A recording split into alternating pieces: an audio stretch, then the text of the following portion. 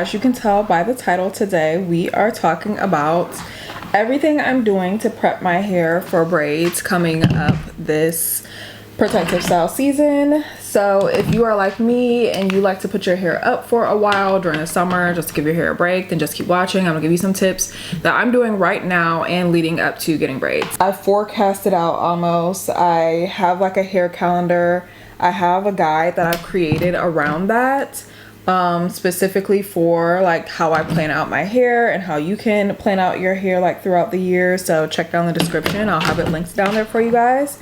It'll be under hair guides. As I am filming this, it is currently April 5th. Oh, I don't have my Fitbit on. And I feel like the most common question I get asked is like, how long do you wait before you will put braids in your hair after you've had a relaxer? The last time I relaxed my hair was in early February. And if you're not new to my channel, you know that I like stick to this rule. It's like my one thing that I will not break on. I do not relax my hair close to or anywhere near the time I'm getting braids. I last relaxed my hair in February. By the time I put my braids in the beginning of May, it will have been 3 months since I last relaxed my hair. I don't do any touch-ups. I'm not hitting the edges. Nothing. I get a lot of questions and comments about that. People saying like they just can't wear braids, it broke their hair off. For some people, like that might be true. I don't think you can't wear protective styles at all. You just need to find ones that like work with your hair type.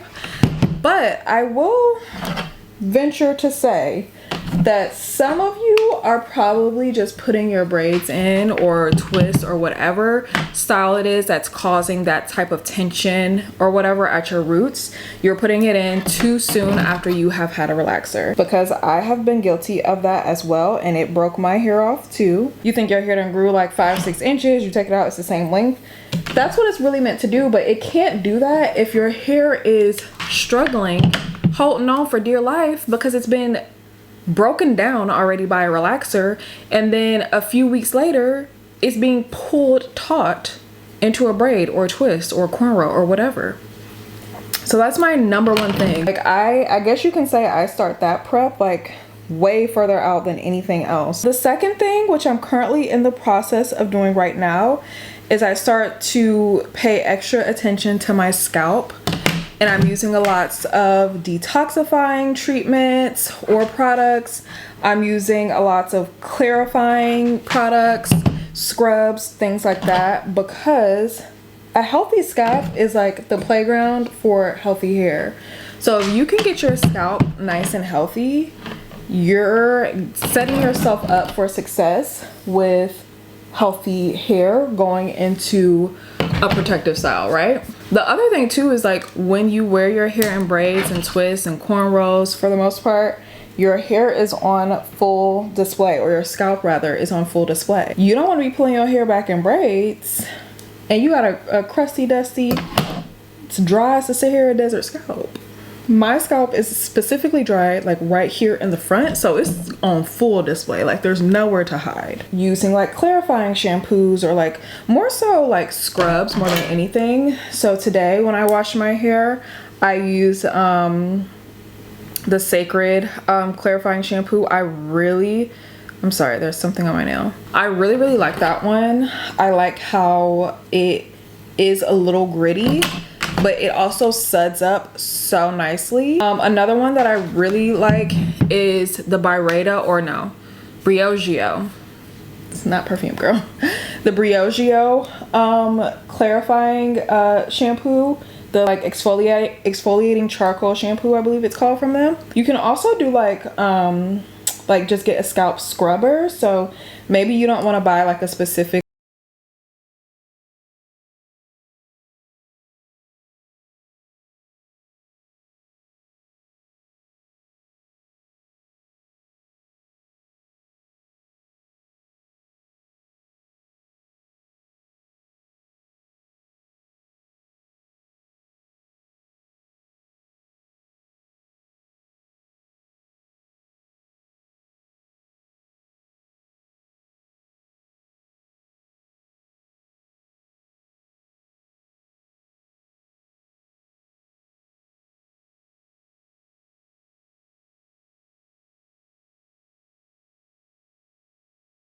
a recipe for all the snowflakes in the world come raining out your head. I also try not to use so many new products in this time period to just give my hair a chance to like recalibrate and get in the mode of like, let's just chill. Like I want my hair to get like the R&R that it needs. Like I have a campaign that's coming up. I'll probably try, well, not probably, I'm gonna like try that regimen. And then there's another like hair care regimen that I got recently that I really would like to try. But other than that, I've just been doing my hair with products that I know, that my hair knows, and that I've used. Now this goes for all my girls that, you know, just joined the Bobbiana club. If you just got a bob, you need to wait till your bob grows out a little bit. Braiding blunt, freshly cut ends is a braider's worst nightmare. If you are doing your hair yourself, are you good at tucking your hair in with the braids? Because that's way harder to do when your ends are blunt. If you go to a braider for them to braid your hair, one, either their tuck game ain't strong, and don't be surprised if you leave out, even if you get like big dookie braids, if you get two French braid, like big cornrows, whatever, do not be surprised if you leave that chair and you have little pieces of your hair poking out where your natural hair ends. There are some people that are very, very skilled, and if you do find somebody that's very skilled at that, 9 times out of 10, from what I've seen, they're gonna charge you extra. They're gonna charge you extra for coming in here with your hair freshly cut, because nobody likes to cut freshly cut hair.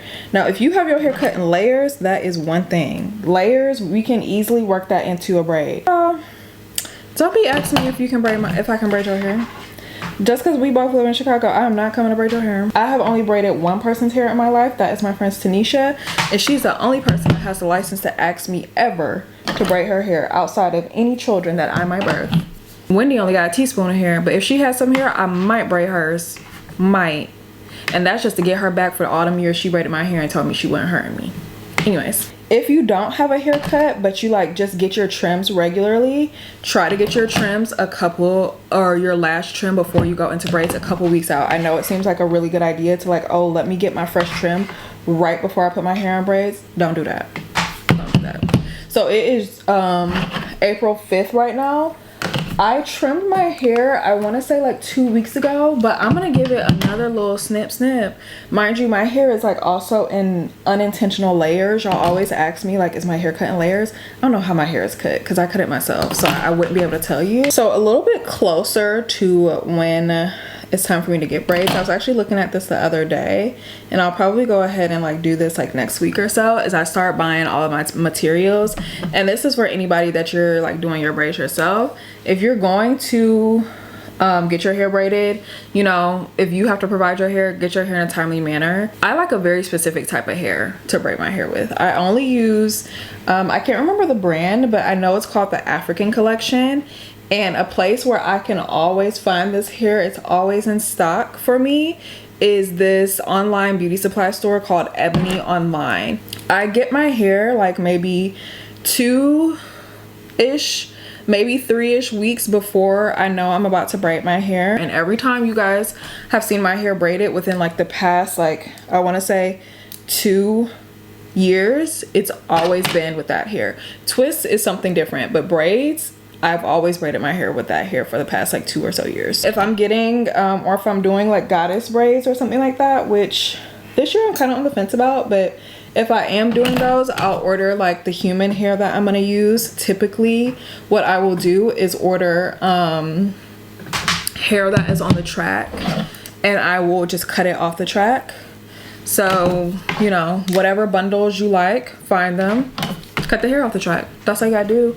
I've heard people say like, oh, I have trouble finding like bulk hair. Like I have found some off of Amazon. I think the last time I braided my hair, I used like some bundle hair off of Amazon, and it was like in bulk, so it wasn't attached to a track.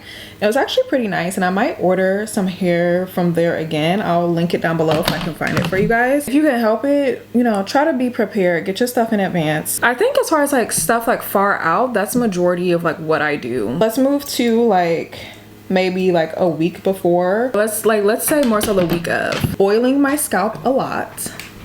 I am probably doing a lot of treatments, a lot of leave-ins and stuff like that. I will also start like maybe like the day before I'm doing my braids, or like 2 days before, I will start prepping my hair. So I take my hair out the pat, I start to stretch it, just basically making my hair so that it doesn't have any blunt ends. Y'all see the stress point I have in my hair? That's how I know like my hair is like having problems, because like you can't even see the hair that's right here on camera, but this is like my stress point, like right here in the like dead center of my head. I also have like a little rack that I got that I put the hair on. This made it so much easier for me to do my hair. If I have human hair, like I'm doing goddess braids, I will wash that hair and condition it and everything. I never start braiding my hair the same day that I wash it usually. I feel like that's everything in terms of like how I prep my hair for going into protective style season. I have gotten questions about what happens in between like styles, and I will cover that in a later video, but this is what I do like leading up to my hair going into protective styles. That was all for today. I hope this was helpful for anybody. Thank you so much for watching, and I will see you next time.